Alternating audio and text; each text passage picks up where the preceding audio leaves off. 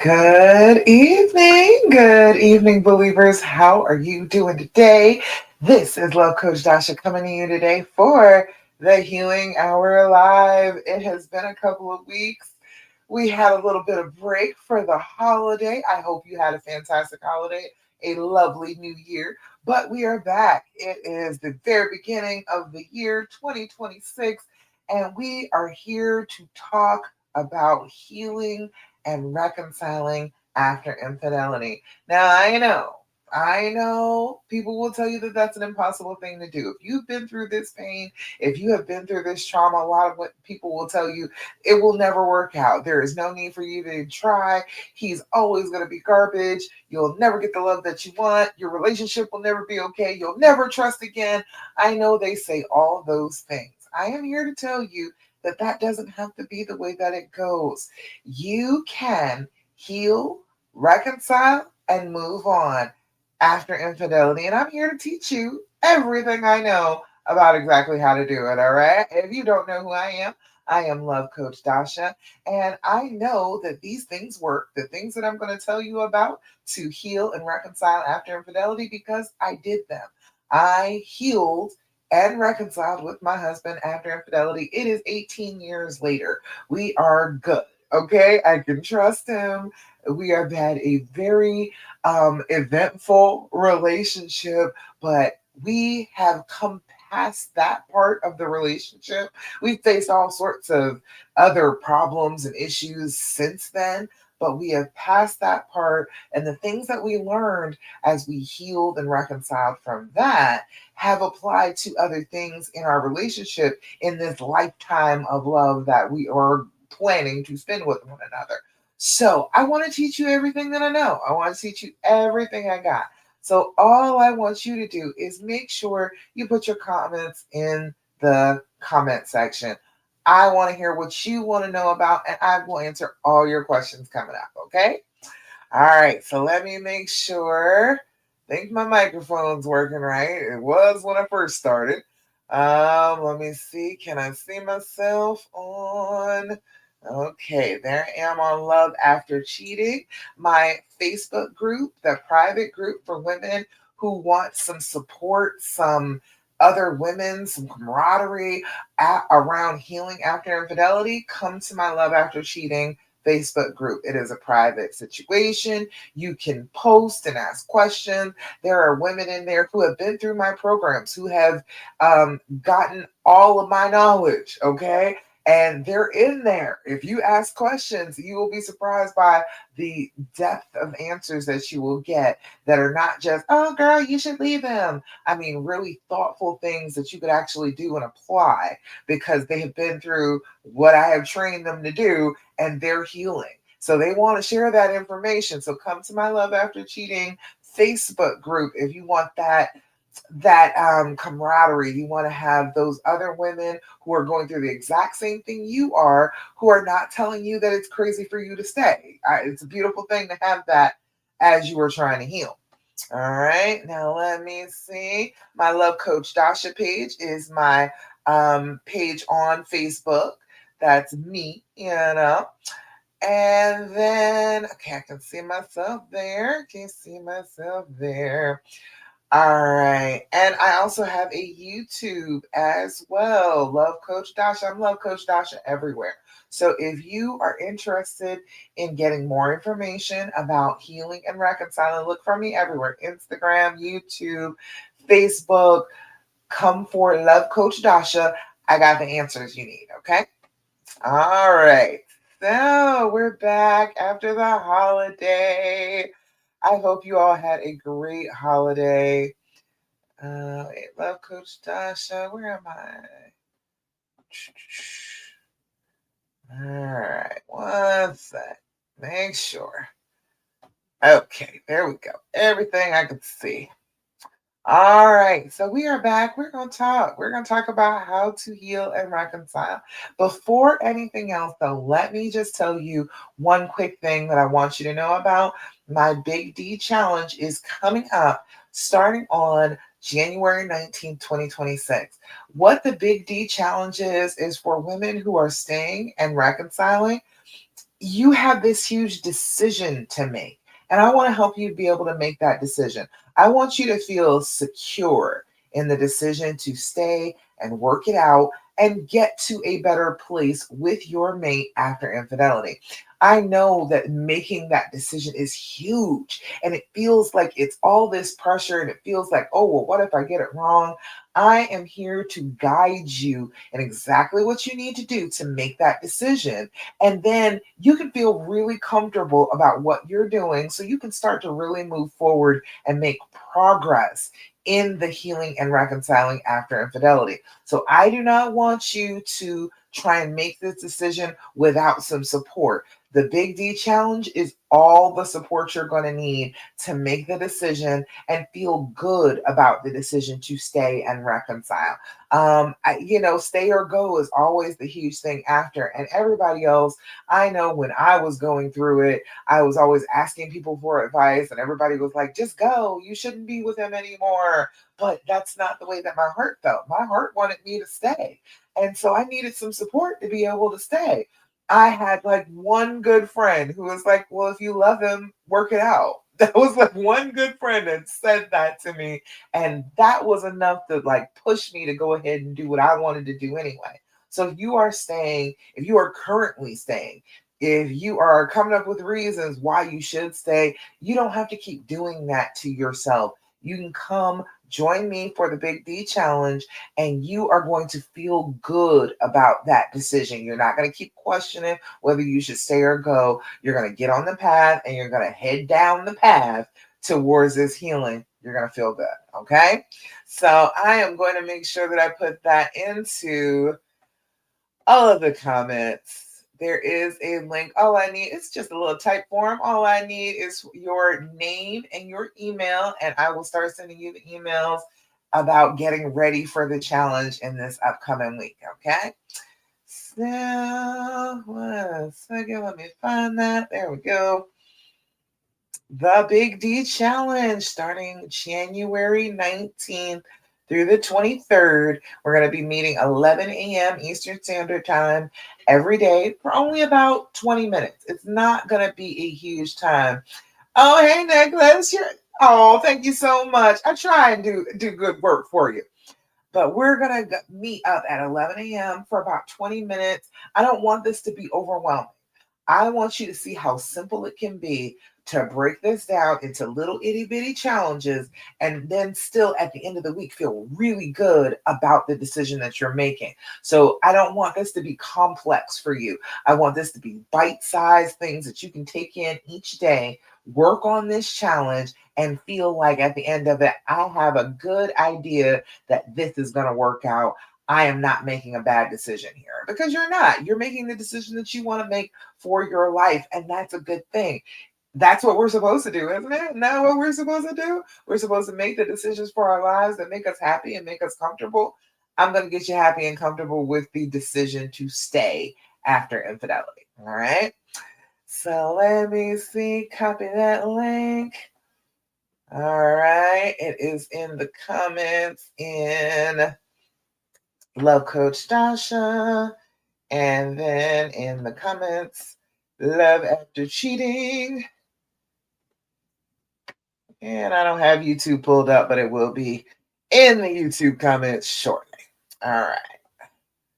So let's get to business. This is teaching you about the things that you need to do to be able to heal after this trauma. This is a trauma. No doubt about it. This is a trauma that you have been going through. You have been experiencing betrayal from somebody that you love, somebody that you had your heart wide open to, who ended up hurting you really badly, made a terrible, terrible decision. So we need to be able to heal from this as if it's the trauma that it is. We cannot heal from it any other way. We must heal and deciding that it is a trauma and then going through the steps of healing a trauma. All right. So one of the very first ones, and it's over there on YouTube too, the link to the Big D Challenge.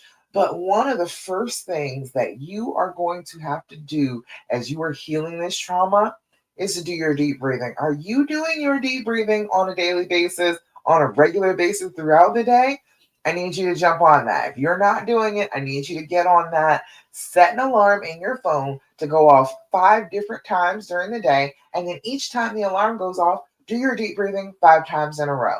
It is going to change the way your brain is working.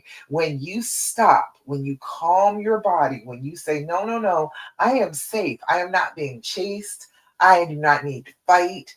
I am just slowly inhaling and exhaling. I am in control of my body. I'm in control of my breath. Nothing is after me. If you are consistently doing that, you will convince your brain that you are safe, that everything is all right. After a trauma, the whole issue is you feel unsafe. So if we're consistently teaching our brain through the use of our bodies that actually no, I am not in any danger because I am able to slowly and easily deep breathe anytime I get ready to. So I'm not in danger. That teaches your brain, oh, well, yeah, I guess we must not be in danger. And then it's easier for you to heal from the trauma. All right. So we do our deep breathing. What I want you to do is 5 times a day. But right now, we're going to do it 3 times just for the sake of time on the line. So, what we do is 4-7-8 breathing. What I want you to do is blow out like you're trying to empty out your lungs completely. Then you're going to inhale through your nose for a count of 4, hold that breath for a count of 7. And then we're going to blow out like we're blowing out an entire cake full of birthday candles for a count of 8. Okay. We're going to do this back to back. I'm going to walk you through it. If you can't do it right off the bat, I promise you, try it a couple of times in a row. You'll get it. Okay. And then I want you to monitor how you feel before you do your deep breathing and then after you do the deep breathing. How does your body feel? What changes? Because it should make physical changes in your body when you do your deep breathing. It will be a relief more than likely if you pay attention to it. Okay. All right. So we're going to do our deep breathing. Come join me for the deep breathing. All right. First things first, we're going to blow out. Make that noise. Inhale through your nose. 2, 3, 4. Hold it. 2, 3, 4, 5, 6, 7. Blow out. 2, 3, 4, 5, 6, 7, 8. Again. Inhale. 2, 3, 4. Hold it. 2, 3, 4, 5, 6, 7. Blow out. 2, 3, 4, 5, 6, 7, 8. Last time. Inhale. 2, 3, 4. Hold it. 2, 3, 4, 5, 6, 7. Blow out. 2, 3, 4, 5, 6, 7, and 8. Beautiful. How does it feel when you're doing your deep breathing? Talk to me. Put it in the comments. Let me know if there is a difference in your body. There should be. When you are doing this deep breathing, you are teaching your brain that you are actually safe. So your heart rate should come down. Your blood pressure should come down. It should feel different inside your body as you are doing the deep breathing. The feeling of being traumatized is that fight or flight. Your heart is racing.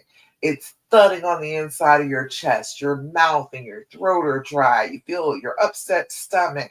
All of those feelings are the feelings of being traumatized. So if we can take our bodies back, get back in control of our breathing, just that basic thing that starts to convince our bodies that we are not actually in a traumatic state right now. We are actually safe. And then that should make us start to feel a little bit better. Okay. All right. Next thing that I'm always going to talk to you about every time we get together, every time, girl, we need to be doing our journaling. Have you been doing your journaling? I'm checking up on you. It's been a couple of weeks. Did you do your journaling over the holidays as things were stressful, as you were running around, as you were having to deal with family for the first time in a while? Did you do your journaling? Did that help? If you're doing your journaling on a regular basis, this one right here is mine, goes with me everywhere. I write stuff all day long. I have gotten back into the habit of consistently writing in my journal. So even over the holiday, I was still writing in my journal, still noting things that were happening, still paying attention to myself, my body, my mind, my thoughts, what was going on with me consistently through the holidays. And it helped me to maintain my balance through the holidays. It's real easy to get a little lost, little crazy in these hectic times. But if you're doing your journaling on a regular basis, it'll keep you grounded. Okay. Um, Now, when you're doing your journaling, I need you to do a couple of things on a regular basis. First thing I need you to do is do your date and your time. You need those pieces of information so you know when things happen. You can come back and read later on, and if every single time it is the 8th of the month, every single time you have an issue and you keep writing it down, it's the same thing that happens, that's a trigger. The date and the time will tell you that you're about to be triggered. You will find all sorts of patterns if you are just consistent about writing the date and time when you're journaling. Okay. Now date time, and then the last thing that you need is your level of anxiety while you're writing. Now, first thing, when you first open the book, when you write your date and time, I want you to write your level of anxiety at that moment, 0 to 10.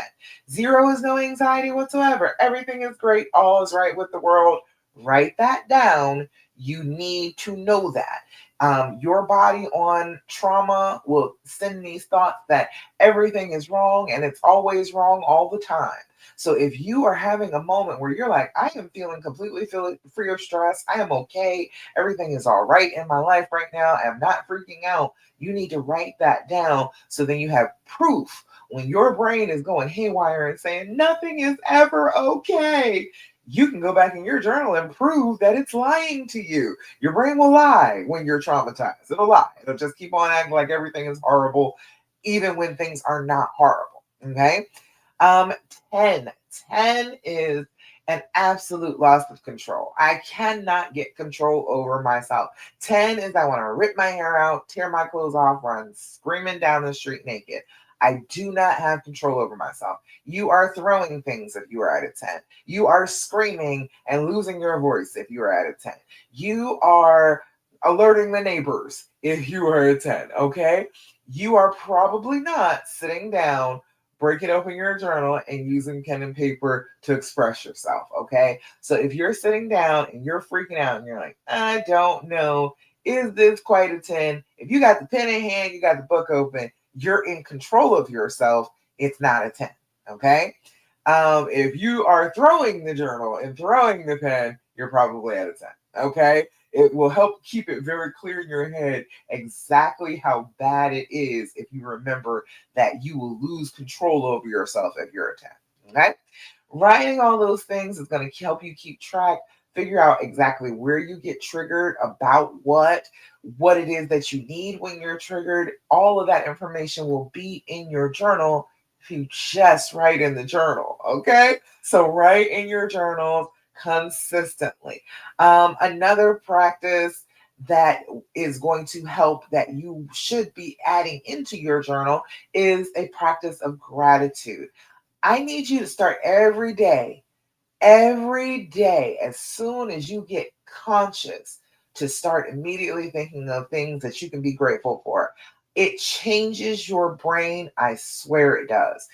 When you are traumatized, again, your brain wants to think that everything is bad. It will consistently try and look for evidence that everything is awful at all times. If you wake up first thing in the morning, before your brain even has a chance to go into fight or flight mode and start thinking those negative thoughts, if you wake up and choose to look for something to be grateful for, you're programming your brain for the day. You are telling your brain, no, no. Everything is not terrible. My life is lovely. Look at X, Y, and Z that I have to be grateful for right this second, no, you cannot tell me everything is awful in my life. If you do that consistently, you are showing your brain that what it is perceiving, that this painful thing that happened to you means that everything will be painful. That perception is incorrect. And so then it is much easier to fight that when you have evidence, you have it written down that you are grateful about this thing and this thing and this thing. I like to do I do gratitude first thing in the morning, like first thing when I first wake up before I even look at the phone or anything. I just grab my journal and write one thing. I am so grateful that I had such a great night's sleep last night and I only woke up one time. I am so grateful that I have this beautiful king size bed that is so soft and so comfortable. Just first thing every single day. But then, in addition to that bit of gratefulness, anytime something good happens, I write that down in the more column. Okay. I got things that I'm grateful for. Yes. Okay. I'm trying to seek those things within myself, but I also have, I want more of this list. So more of, Friday night Chinese food with my family, more, we got to spend, the couple of days before Christmas, my kids who are about grown now, came with us and we went to see the drive-through light show and we had a ball just like when they were kids. I am so so grateful for that. I want more of that. I want more opportunities to hang out with them and have fun with them just like we always have their entire lives. I have a whole list of I want more of this good feeling. And when you are really low, when you are having a really hard time, that's the list. That's the list that really gets me. When I bring myself back to the feeling of how happy and grateful and how much fun we were having all together, like that feeling, my heart was so full. That's all I could say. My heart is full. My heart is full. When I came home that night, that's all I could say to my husband. I was like, my heart is full, so full. At more of that feeling. If you can pinpoint the good feelings in your life and then write them down and be able to remember, oh yeah, that feeling. I love that feeling. It will show your brain another way to be besides anxious and paranoid and stressed. Okay. All right. Last thing that I always tell you every time we get together. Oh, by the way, if you got something to be grateful for, put it in the comments. Put it in the comments. I love to share these things. When you are going through the trauma of infidelity, it's real easy to talk about negative things a lot. If you can find that thing to be grateful for and throw it in the comments and you share it with somebody else who is going through the same trauma, you help them to find something to be grateful for too. You shine a light. So I love to share that these Thirsty Thursdays. If you have something that you are grateful for, big or small, something good that happened to you this week that you want to share, put it in the comments and I will shout you out. Okay. All right. Last thing that I'm always going to tell you when we get together, girlies, I need you to stop asking him all those questions. I know. I know. I know that everybody tells you that you should just be able to ask any question you want at any time forever, right?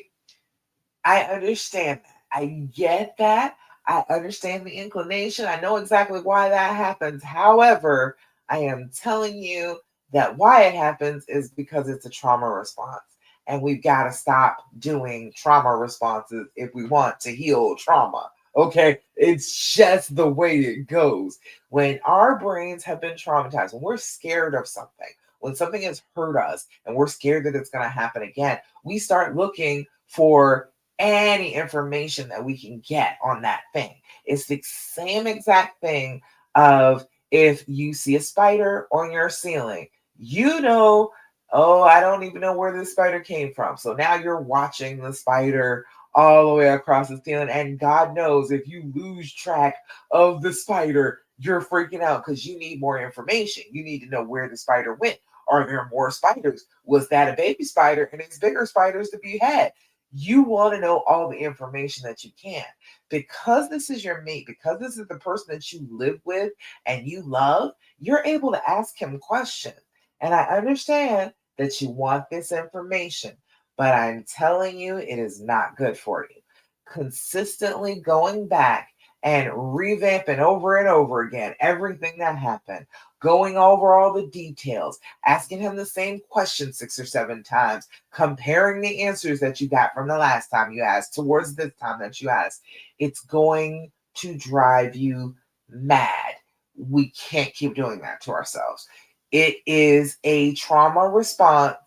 And if you want to heal, you have to stop it. You have to choose it. You have to decide in your brain, I'm not going to ask him another question about this affair. I cannot, you cannot get enough information to make you feel good about deciding to stay. Okay. You can't keep collecting information and feel comfortable that, oh, yes, I'm making the right decision. Because the more information you're getting, it's on a threat. You are already, when you're asking the question, saying, this person is a threat to me. So no matter what they say, no matter what the answer is, it is always coming from a threat. So that's why it never heals anything. That's why you never run out of questions. Have you ever run out of questions? I haven't. Okay. It was 18 years later. I ain't never run out of questions. Okay. But the answers to those questions don't do anything for me to heal the trauma within me. If I keep going back over them, I am going over the trauma over and over again in my head, reliving it, re traumatizing myself. That's not healing me. That's not healing a relationship. That's not doing anything. So I'm going to ask you, try very hard this week. Try it out. This is a brand new year. You can try this and see if it works for you. See how much change happens in your brain that starts you down the healing path if you do what I'm telling you. Don't ask any questions at all. None. Not a question out of your brain. Your brain will try and think of innocuous questions for you to ask to circumvent your resistance to ask the questions. And then it'll be like, oh yes, how was your day? And then it'll go deeper. Well, what did you do today? And then it goes deeper. Well, what were you doing at 12 o'clock to 1 p.m.? It gets deeper and deeper and deeper if you allow yourself to start asking the questions. So don't allow yourself any questions. If you want to ask about the day, I hope you had a great day today, baby. You can just say that. That is a statement. That is not a question. That is not asking how the day was. That is hoping, that is wishing him a good day. And then he has the opportunity to come back and talk about it if it was a good day. Or if it wasn't, he can say that too. But it's not a question and it's not triggering your brain to ask another question behind it. And another question once you get that answer. And then another question behind that. It's not triggering doing the same thing that triggers that trauma response inside you. Okay? So try it real hard this week. Come back next week and let me know how it went for you. Okay? All right. See. Let's see. So, okay. Everybody, just so you know, that link that I got in there, the Typeform link that I got on in the comments right now is for the Big D challenge starting January 19th, 2026, 11 a.m. Eastern Standard Time. If you are interested in getting in on the challenge, put Big D in the comments. I will send you the link too. If you put Big D in the comments, I will go ahead and send you the link to join me for the Big D challenge, the big decision to stay and heal and reconcile after infidelity. If you need some backup for that, this is the challenge for you. If you are having a hard time with that decision, if that decision, you've already actually made the decision, but you feel a whole bunch of guilt and shame about it, and you are stressed about doing it, and you wonder if it'll even work, I am here with all the answers in the Big D challenge. So just put Big D in the comments. You will get a link to sign up. Okay? All right, y'all. Let's see. Now, real quick, I will give you another couple of questions to ask. I usually do this for you. This is the and instead of asking the questions about the affair, when your brain is itching and that trauma response is kicked in and your brain just wants to ask a question, try one of these instead. These are designed to be a connecting force instead of a separating force. It's designed to connect you with the person, get you to get to know each other a little bit better, get more comfortable with each other instead of putting up a wall. Okay.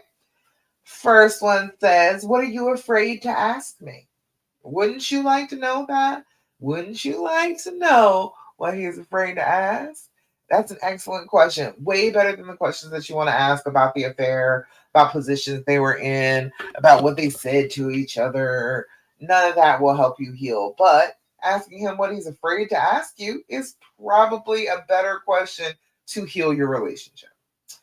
Another one says, for what reason do you think we are connected? It's an excellent question. That goes to the heart of it. That goes to why are we even together? Why is this relationship working?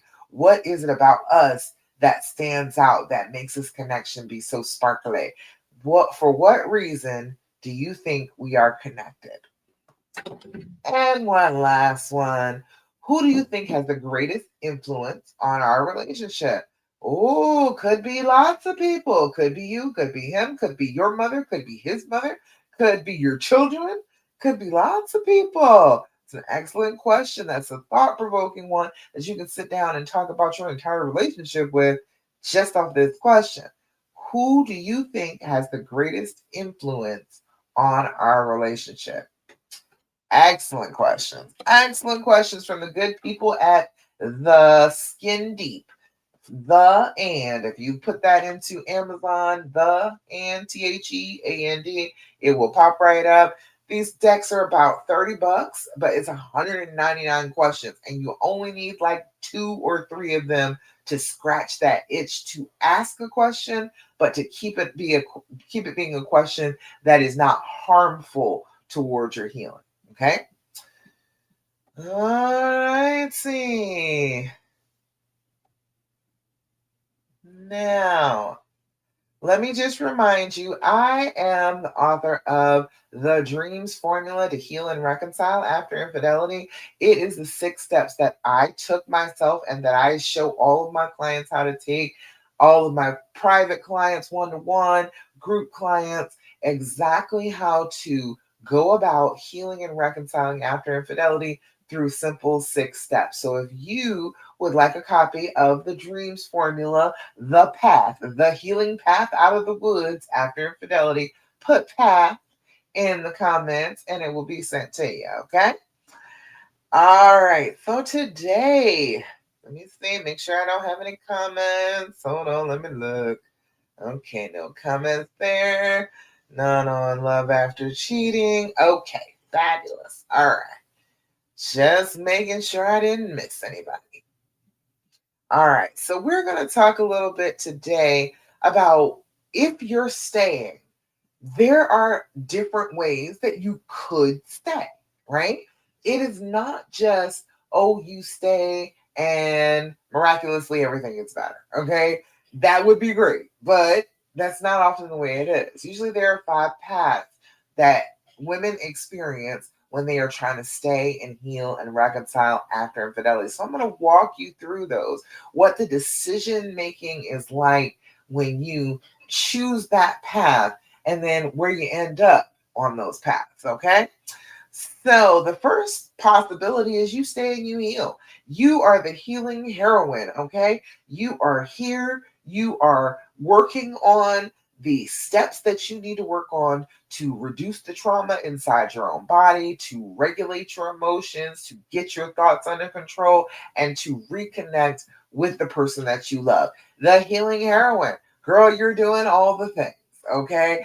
If you are at that point, if you're feeling good about where you're at, you are making progress, you are able to some days forget, some days it seems like a crazy place to be when you first start off, when you first gone through D-Day, but there will be a time where you don't even think about it for like a day or 2 at a time. all of a sudden, it'll pop back into your head. And yes, it's a little painful when it does that, but you had relief for a while. That's the healing heroine. When you are actively doing the things to fight the trauma and staying and working on it for yourself, not for anybody else, just for yourself, that is where you end up. You being the hero of this story.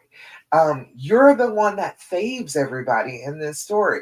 I know that the prince and the king or whatever comes to save the maiden or whatever. We're not doing it like that. We are our own heroes. Okay, you are the heroine of this story. So if you are working on this trauma, if you are every day beating back the effects of it, you're the hero. All right, you're the hero for yourself and for your boo. All right, so let's see. If you don't choose that path, then the pain just kind of lingers. It just kind of sticks around. Time passes, but then the trauma kind of stays stuck in your body. And then it's affecting you on a day-to-day basis, even when you're not thinking about it. And then you never really feel safe again if you don't choose that path. So you get to decide. You get to decide if you want to be healed or if you want to continue to hurt. And if you are the healing heroine, I'm proud of you. And I will show you, I'm going to give you the quiz link to be able to figure out exactly where you are on this healing path. All right. So the second thing that you could be is the performer. You could be staying and pretending to heal, pretending every day. You look strong on the outside, but you're kind of breaking on the inside. You don't want anybody to know that you're not doing this perfectly. You don't want anybody to know that you're still suffering. So you smile and you act like everything is all right when you're really breaking on the inside. You go through the motions, but you haven't fully processed this pain. You are trying to act like you are healed before you are healed. Now, that is not a bad thing. Okay. Let me just say that a lot of the time you just act the way that you want to be and you will become that way. So that's not a bad thing, but it's just the fact that right this minute it's not real and you feel like maybe it'll never be real as you are going through this. You can smile, you can manage the house, maybe even have sex, but you're not feeling like you should be. You're numb on the inside. So the risk of that is you kind of burn out emotionally. You will keep on pretending that you are okay, but not actually healing. So that burns you out. You keep on using all your energy to pretend that you're okay instead of actually being okay. You start resenting your partner and yourself. You are going to resent him because how dare you put me in this position that I got to keep on smiling and I don't really want to. And you start resenting yourself because you're like, well, why am I doing this? Why am I doing this and hurting myself even further just for him? And he hurt me this way.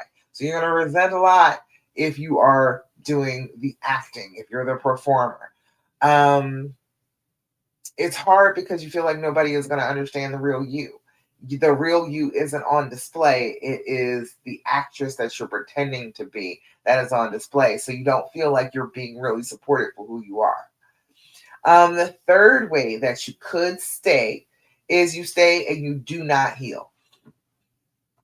The resigned survivor. It is the apocalypse. It is the end of the world, and you're just out here.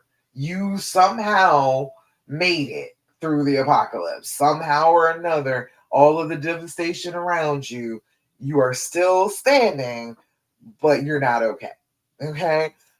You've given up on trying to feel better. You were just like, I'm just gonna hurt. I'm just gonna feel like this forever and ever and ever. You stay for the kids, you stay for the finances, you stay because leaving feels like it'll be harder than actually staying and trying to work it out. You live in this silence and bitterness, pettiness, and numbness all the time because you have just resigned yourself to being in pain forever because of this trauma. I do not want you to be a resigned survivor. More than anything, I do not want you to be stuck there because it's long term.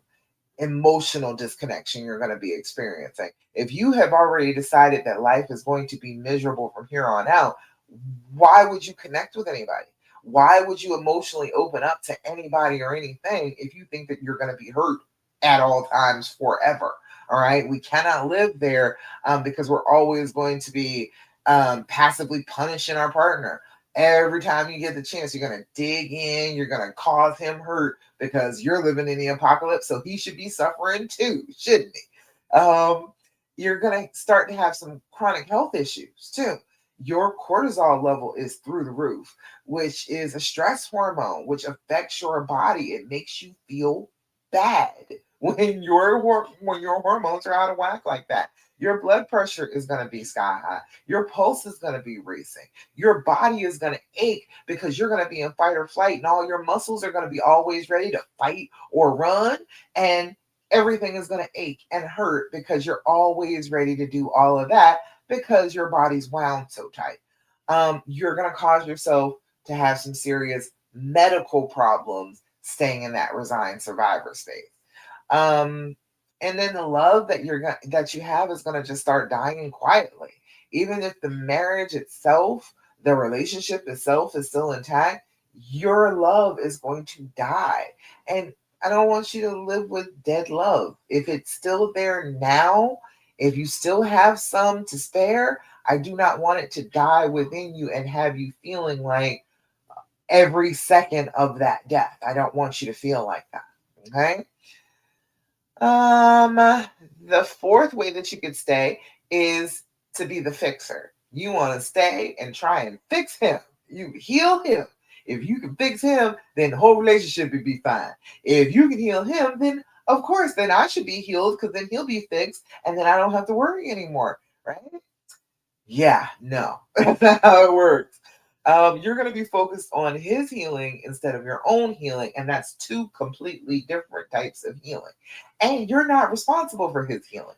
You're only responsible for yours. So if you are looking at his all the time, just worried about healing him, healing from his point of view, you are completely neglecting yourself. You're not getting the opportunity to heal. You're not spending that time and that effort on actually getting yourself out of the hole. You're trying to boost him out of the hole, and that's not going to help you.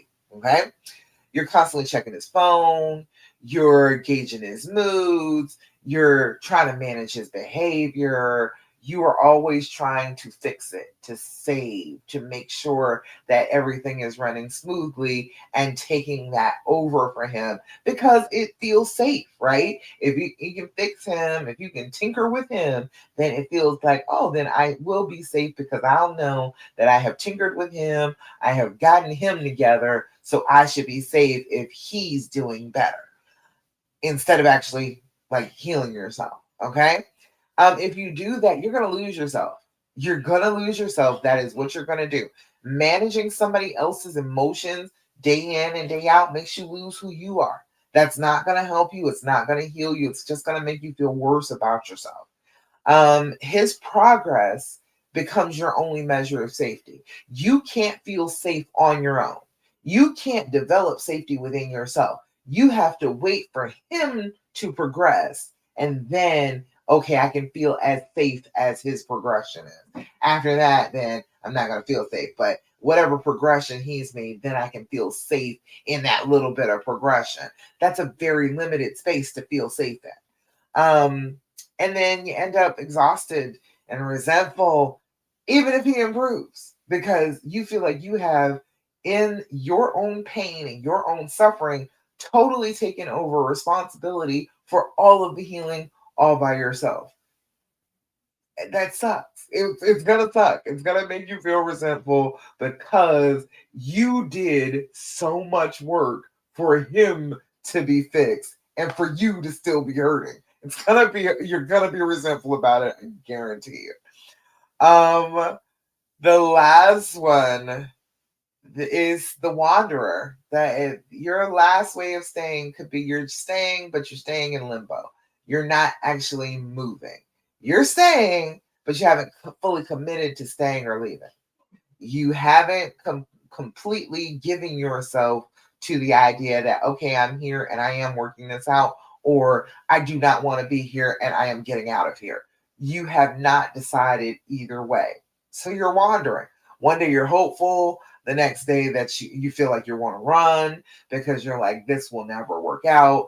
Even though the day before you felt really hopeful, you felt really good about it. You're like, yes, I believe that I could get to a healed place. And then you left that door open within yourself, not deciding that that's what you were going to do, but well, that is a possibility I could have. And then as you're doing that, you are showing yourself that there are other possibilities too. I could just be miserable and run away too. So now you keep going back and forth, back and forth.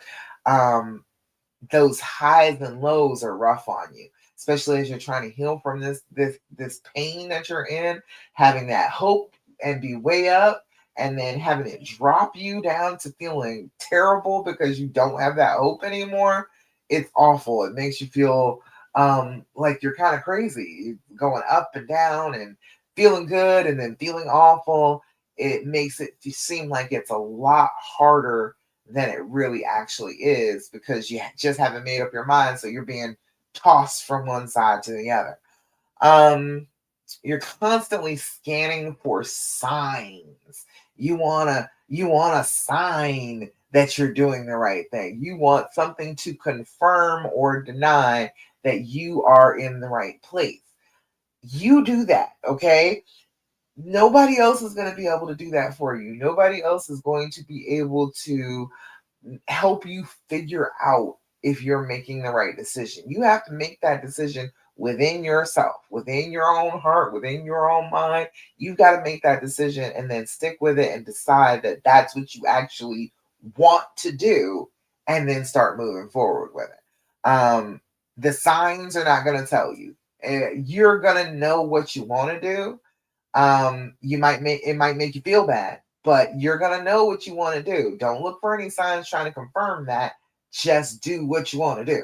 Don't look for the sign confirming, oh yes, I should stay, because then there'll be tons of signs that say don't stay too. All right. Because that's the way our brains work. It will look for the exact opposite of what we're saying that we want. So I want you to just make up your mind and then not go back and forth. Decide one way or the other. Stop wandering. Stop being on the fence. Jump off on one side or the other. If you don't do that, you end up with emotional whiplash, that up and down, around and round. It's gonna make your neck ache. Okay. You can't bond or rebuild because you're always one foot out of the door. You can't actually get to a great place together because part of you is not there, not connecting. It's already out the door. So you're not going to heal from this together. You're not going to feel like you're on steady ground with this person because you're halfway out the door all the time. And you feel like you're tortured by indecision when things are good. Things are all right. Things are going well. Things are okay. But you feel like you're being tortured by your indecision, even when things are going well, because, well, it might not go well later. You got to make up your mind. You got to decide what you want. Stop wandering in the woods. All right. So I am going to give you the quiz for that. The quiz for this is called, oh, come on, come up. There we go. It is the If You're Staying, the 5 hidden paths of women who stay after betrayal.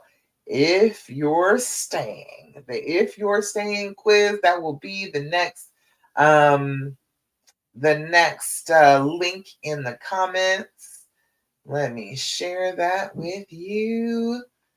If you are interested, you want to find out exactly where you are, like how are you staying? If you're there, you're still there right now, probably, because if you're listening to me, you're still there. So then, like, in what way are you staying? Are you staying in a way that is going to be healthy, that is going to get you to a healed place? Are you staying in a way that is going to get you feeling like you're trapped in a corner somewhere? Okay. All right. So let me put that. The If You're Staying quiz. That is in the comments on Love After Cheating. And love coach Dasha.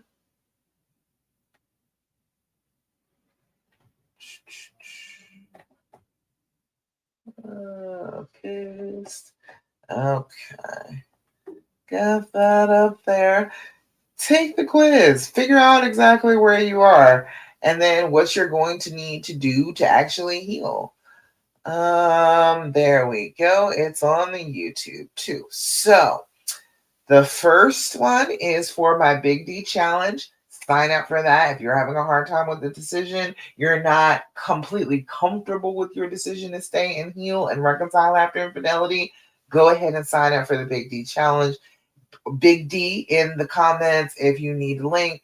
I will send it to you and you join me for the Big D challenge. Feel really positive about your decision to stay and heal and reconcile after infidelity.